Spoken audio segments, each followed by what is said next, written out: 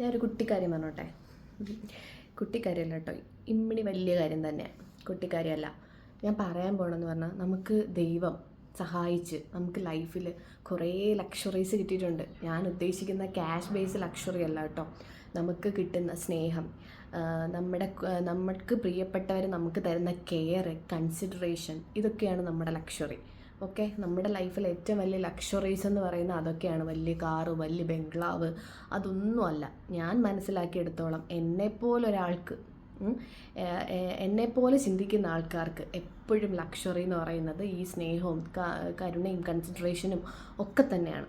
Okay, അപ്പോൾ ഞാൻ പറയുന്നത് എന്താണെന്ന് വെച്ചാൽ, ചില മക്കൾക്കല്ല, മിക്ക മക്കൾക്കും, എല്ലാ മക്കൾക്കും, എല്ലാ അമ്മമാരും 100 മനസ്സോടു കൂടി ആയിരിക്കും എല്ലാ കാര്യങ്ങളും, A to Z കാര്യങ്ങളും ചെയ്തു കൊടുക്കുന്നത്. പക്ഷെ ചില സമയത്ത് നിങ്ങൾ ശ്രദ്ധിച്ചിട്ടുണ്ടോ, അമ്മമാർ ഭയങ്കരമായിട്ട് കിടന്ന് ദേഷ്യപ്പെടും. ഭയങ്കരമായിട്ട് ഒരു കാര്യമില്ലാത്ത, നീയൊക്കെ ഇങ്ങനെ നടന്നു വാഴ, അങ്ങനെ ഇങ്ങനെ എന്നൊക്കെ പറയും.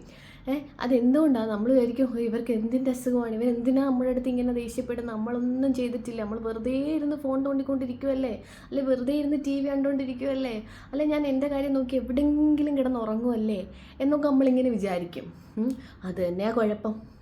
അവർ കിടന്ന് സകല പണിയും ചെയ്യുന്നു, നമ്മൾ മാറി ഫോണും തോണ്ടി TVയും കണ്ട് അല്ലെങ്കിൽ കിടന്നുറങ്ങി അങ്ങ് സുഖിക്കുകയാണോ നമ്മൾ? അല്ലേ? കിട്ടുന്ന ലക്ഷറിയൊക്കെ നമ്മൾ മിസ്യൂസ് ചെയ്യല്ലേ ശരിക്കും? നമ്മൾ അവരുടെ കഷ്ടപ്പാട് മനസ്സിലാക്കണുണ്ടോ? ഇല്ല. അപ്പം ഞാൻ പറയുന്നത്, ഞാൻ വെറുതെ വന്ന് ഉപദേശിക്കുമല്ല, ഞാൻ എൻ്റെ ഒരു അനുഭവം വെച്ചിട്ടും എനിക്കുണ്ടായ ചേഞ്ചും ഒക്കെ വെച്ചിട്ടാണ് ഞാൻ സംസാരിക്കാൻ പോണത്. ഓക്കെ, അപ്പോൾ കുറച്ച് കേട്ടിരിക്കുക. ദേഷ്യം വരുന്നുണ്ടെങ്കിൽ തമാശയായിട്ട് എടുത്താൽ മതി. ഓക്കെ, പിന്നെ എപ്പോഴെങ്കിലും മനസ്സിലാക്കിക്കോളൂന്ന് ഞാനും അങ്ങ് വിചാരിച്ചോളാം. എനിക്ക് അങ്ങനെ ഫ്രസ്ട്രേഷനൊന്നും വരത്തില്ല. ഓക്കെ, ജസ്റ്റ് ഒന്ന് കേട്ടിരിക്കും, നല്ല രസമായിരിക്കും.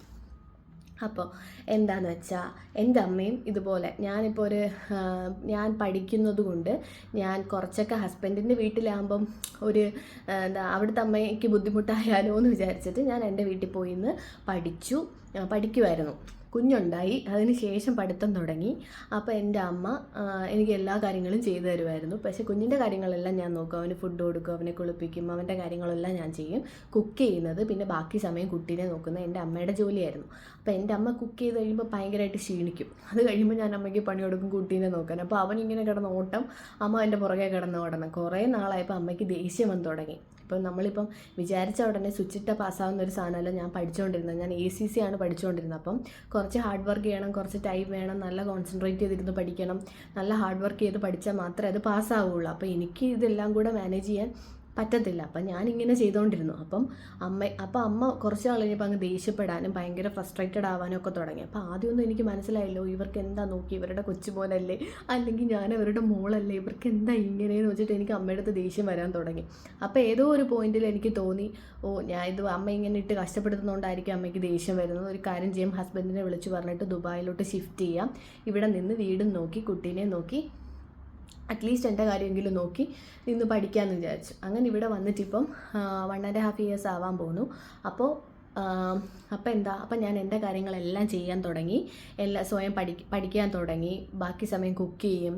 കുട്ടീൻ്റെ കാര്യം ഒരു 10-11 മണി വരെ നോക്കിയിട്ട് അവനെ കൊണ്ട് ഡേ കെയറിൽ വിടും. വൈകിട്ട് 5 മണി 6 മണിയാകുമ്പോൾ വിളിച്ചുകൊണ്ട് വരും. ബാക്കി സമയവും അവൻ്റെ കാര്യങ്ങൾ നോക്കും, കുക്ക് ചെയ്യും, വീട് ക്ലീൻ ചെയ്യും, പഠിക്കും, എല്ലാ കാര്യങ്ങളും ചെയ്യും. എൻ്റെ കാര്യങ്ങളെല്ലാം ഞാൻ സ്വയം ചെയ്യാൻ തുടങ്ങി. സ്വന്തം കാലിൽ നിൽക്കുക, കാശുണ്ടാക്കുക എന്നുള്ളത് മാത്രമല്ല, സ്വന്തമായിട്ട് ഒരു നേരത്തെ ഫുഡ് ഉണ്ടാക്കുക എന്ന് പറയുന്നതും ഒരു പ്രൗഡ് ഫീലിംഗ് തരുന്നൊരു സാധനമാണെന്ന് എനിക്ക് മനസ്സിലായി. കുറച്ച് പയ്യെ പഠിച്ച് പാസ്സായാലും ഇപ്പോൾ ഉടനെ പഠിച്ച് പാസ്സായി ഉടനെ കാശുണ്ടാക്കേണ്ട ആ ഒരു അവസ്ഥയിലല്ല ദൈവം സഹായിച്ചു ഞാൻ.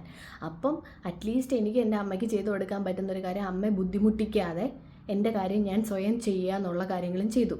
പിന്നെ എൻ്റെ ഹസ്ബൻഡ് നല്ലൊരു മനുഷ്യനായതുകൊണ്ട് പുള്ളി എൻ്റെ വീട്ടുകാരെയൊക്കെ ഹെൽപ്പ് ചെയ്യാറുണ്ട്. അപ്പോൾ ഞങ്ങളിപ്പോൾ എന്താ ചെയ്യുന്നതെന്ന് വെച്ചാൽ, പേരൻസിനെ നോക്കാനായിട്ട് നമ്മൾ അവരെ ചെന്നിന്ന് ബുദ്ധിമുട്ടിപ്പിക്കാതെ, അവരെ കൊണ്ടുവന്ന് ഇവിടെ നിർത്തി ബുദ്ധിമുട്ടിപ്പിക്കാതെ, അവർക്ക് കുറേ ക്യാഷ് കൊടുത്തിട്ട് അവർക്ക് എന്താണോ ആവശ്യം അത് ചെയ്തു കൊടുക്കും. ഇപ്പോൾ കാശെങ്കിൽ കാശ്, എവിടെയെങ്കിലും പോകാൻ വണ്ടിയാണെങ്കിൽ വണ്ടി, എന്താണെന്ന് വെച്ചാൽ ഡ്രസ്സെങ്കിൽ ഡ്രസ്സ്, അവർക്ക് എന്താണോ ഇഷ്ടം വാങ്ങുമോ, എവിടെ വേണേലും കറങ്ങി ഇടന്നോട്ട്, അടിച്ച് പൊളിച്ച് ചില്ലി ചെയ്തങ്ങ് നടക്കാൻ പറഞ്ഞു. ആരോഗ്യമുണ്ട്, 2 കാലുണ്ട്, കൈയുണ്ട്, ഫുഡ് വെച്ചില്ലെങ്കിലും കുഴപ്പമില്ല, ഹോട്ടലിൽ നിന്ന് ഫുഡ് വാങ്ങി കഴിക്കുമോ, അങ്ങനെ എന്തെങ്കിലും ചെയ്തിട്ട് കറങ്ങി നടന്നോളാൻ പറഞ്ഞ് വിട്ടിരിക്കുവാണ്. നമ്മളെ നോക്കണ്ട, വേറൊരു കാര്യങ്ങളും നോക്കണ്ട, നിങ്ങൾ എൻജോയ് എന്ന് പറഞ്ഞിട്ട് ഫ്രീ ആയിട്ട് വിട്ടിരിക്കുകയാണ്. അതാണ് ഇപ്പം ഞങ്ങൾ ചെയ്തുകൊണ്ടിരിക്കുന്ന കാര്യം. എൻ്റെ എനിക്ക് മനസ്സിലായി എൻ്റെ അമ്മ എന്തുകൊണ്ടാണ് ഫ്രസ്ട്രേറ്റഡ് ആയത്, എന്താണ് എൻ്റെ അമ്മയ്ക്ക് പ്രശ്നം എന്നൊക്കെ. എന്നിട്ട് ഇനി വിചാരിക്കുന്നത്, ഇനി അവർക്ക് എന്തെങ്കിലും ബുദ്ധിമുട്ടോ ശാരീരികമായ എന്തെങ്കിലും പ്രശ്നങ്ങളോ വന്നു കഴിഞ്ഞാൽ അവിടെ ചെന്ന് നിന്ന് ഒരു 10-15 ദിവസമെങ്കിൽ അത്രയെങ്കിലും അറ്റ്ലീസ്റ്റ്, കാരണം ഇവിടെ ജോലിയും കാര്യങ്ങളും ഒക്കെ ഉണ്ടെങ്കിൽ നമുക്ക് എങ്ങോട്ടും പോകാൻ പറ്റത്തില്ല, അല്ലെങ്കിൽ വീടിൻ്റെ താളം തെറ്റും, അറിയാലോ, ജോലിയുള്ളവർക്കത് മനസ്സിലാവും. അപ്പം അറ്റ്ലീസ്റ്റ് ഒരു 10-15 ദിവസം അല്ലെങ്കിൽ ഒരു മാസം എങ്കിലും കൂടെ പോയി ഇന്ന് നോക്കുക, അവരെ ഒന്ന് സെറ്റാക്കുക, തിരിച്ചു വരിക, അത്രയൊക്കെ ചെയ്യുക എന്നുള്ളതാണ് ഇപ്പോഴത്തെ മനസ്സിലൊരു ഇത്.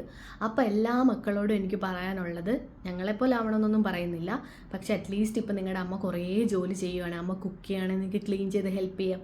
നിങ്ങൾക്ക് കുക്ക് ചെയ്യാൻ അറിയത്തില്ല, അല്ലെങ്കിൽ നിങ്ങളുടെ കാര്യങ്ങൾ, നിങ്ങളുടെ റൂം ക്ലീൻ ചെയ്യുക, നിങ്ങളുടെ ഡ്രസ്സ് വാഷ് ചെയ്യുക, നിങ്ങൾക്കുള്ള ഫുഡ് അറ്റ്ലീസ്റ്റ് എടുത്ത് കഴിക്കുക, കൊണ്ട് കൈ തരുന്നത് വരെ നോക്കിയിരിക്കാതെ എടുത്ത് കഴിക്കുക, അവർക്കൊരു അസുഖം വന്നാൽ ഒരു ചെറിയ കെയർ കൊടുക്കുക, അന്നത്തെ ഒരു ദിവസമെങ്കിലും എന്തെങ്കിലുമൊക്കെ ഏറ്റെടുത്ത് ഞാൻ ചെയ്തോളാം, അമ്മ റെസ്റ്റ് എടുത്തോ എന്ന് പറയുക. അതൊക്കെ പറ്റുന്നുണ്ടെങ്കിലുണ്ടല്ലോ, യു ആർ ഗ്രേറ്റ്. അങ്ങനെ ചെയ്യാൻ ശ്രമിക്കണം. ഞാനും ശ്രമിച്ചിട്ടില്ല പണ്ടൊന്നും, പക്ഷെ ഇപ്പോൾ ഞാൻ എൻ്റെ മാക്സിമം ട്രൈ ചെയ്യുന്നുണ്ട്, അറ്റ്ലീസ്റ്റ് അവരെ ബുദ്ധിമുട്ടിക്കാതെ സ്വന്തം കാര്യങ്ങൾ സ്വയം ചെയ്യാനെങ്കിലും. അപ്പം അങ്ങനെയൊക്കെ ആവാൻ പറ്റുമെങ്കിൽ ഒന്ന് ട്രൈ ചെയ്യുക, വളരെ നല്ലതായിരിക്കും. ഇപ്പോഴും ഞാൻ കാണുന്നുണ്ട് 10-30-35 വയസ്സുള്ളവർ അമ്മമാരെ കൊണ്ട് നിർത്തി, ഇവിടെ നിർത്തി അവരെ കൊണ്ട് സകല ജോലികളും ചെയ്യിപ്പിക്കുക, എന്നിട്ട് അവരെ നോക്കുക, അവരെ കൂടെ കൊണ്ട് നിർത്തിയിരിക്കുക എന്ന് വാദിക്കുന്ന പലരെയും ഞാൻ കണ്ടിട്ടുണ്ട്. അതുകൊണ്ടാണ് ഇപ്പോൾ ഇങ്ങനൊരു വീഡിയോ ചെയ്തത്. ഇനിയുള്ളവരെങ്കിലും, നമ്മുടെ ഈ ജനറേഷനൊക്കെ മാറിയേ പറ്റും. നമ്മുടെ ജനറേഷൻ, ഇനി വരാൻ പോകുന്ന ജനറേഷനൊക്കെ മാറണം.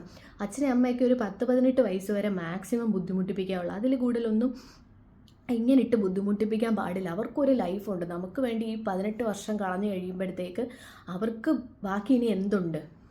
ആ ഒരു സമയം അവർ ഫ്രീ ആയിട്ട് വിടുക, അവർ എൻജോയ് ചെയ്ത് നടക്കട്ടെ. നമ്മുടെ പ്രശ്നങ്ങളിലേക്ക് അവരെ വലിച്ചിടണ്ട, നമ്മുടെ കാര്യങ്ങളിലേക്ക്, നമ്മുടെ ജോലികളിലേക്ക് എന്തിനാ അവരെ വലിച്ചിടുക? നമുക്കിപ്പോൾ ഒരു ജോലി കിട്ടി, നമുക്കൊരു കുട്ടി ഉണ്ടായി, അത് അവരുടെ റെസ്പോൺസിബിലിറ്റി അല്ലട്ടെ. അവർ നമ്മളെ ടേക്ക് കെയർ ചെയ്തു, ഒരു ജോലിയും ഒരു കുട്ടിയും ഒരു വീടും ഒരു ഹസ്ബൻഡിനെയും ഒക്കെ മാനേജ് ചെയ്ത് കൊണ്ടുപോകാനുള്ള ഒരു പ്രാപ്തിയിലേക്ക് നമ്മളെ എത്തിക്കുക എന്നുള്ളത് മാത്രമാണ് അവരുടെ ഡ്യൂട്ടി.